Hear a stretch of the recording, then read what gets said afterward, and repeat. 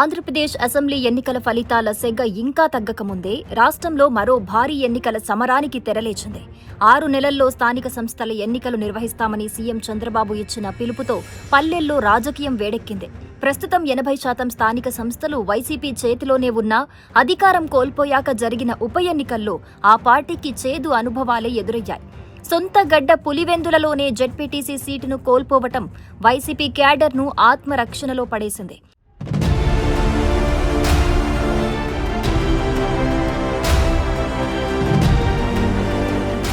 ఈ నేపథ్యంలో రాబోయే లోకల్ బాడీ ఎన్నికలను వైసీపీ ఎలా ఎదుర్కోబోతోంది?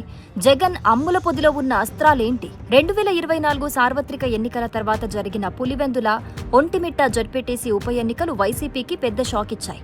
ముఖ్యంగా జగన్ సొంత నియోజకవర్గం పులివెందులలో వైసీపీకి కనీసం డిపాజిట్ కూడా దక్కకపోవటం చర్చనీయాంశమైంది.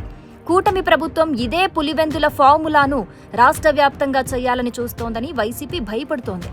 గతంలో తాము అధికారంలో ఉన్నప్పుడు ఏకపక్షంగా గెలిచిన స్థానాలను ఇప్పుడు కాపాడుకోవటం ఆ పార్టీకి హిమాలయ పర్వతమెక్కినంత కష్టంగా మారింది.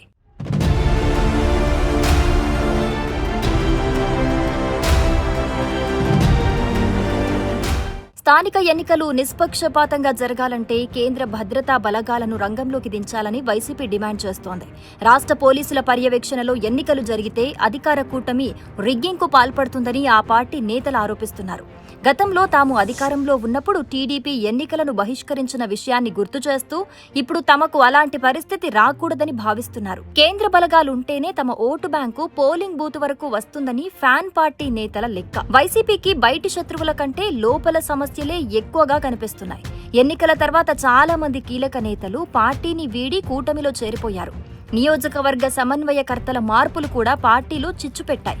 పాతవారికి కొత్తవారికి మధ్య ఆధిపత్య పోరు నడుస్తోంది. అటు కూటమి ప్రభుత్వం హామీలను అమలు చేయటంలో విఫలమైందని ప్రచారం చేయటం ద్వారా ప్రజల మద్దతు కూడగట్టాలని జగన్ భావిస్తున్నారు.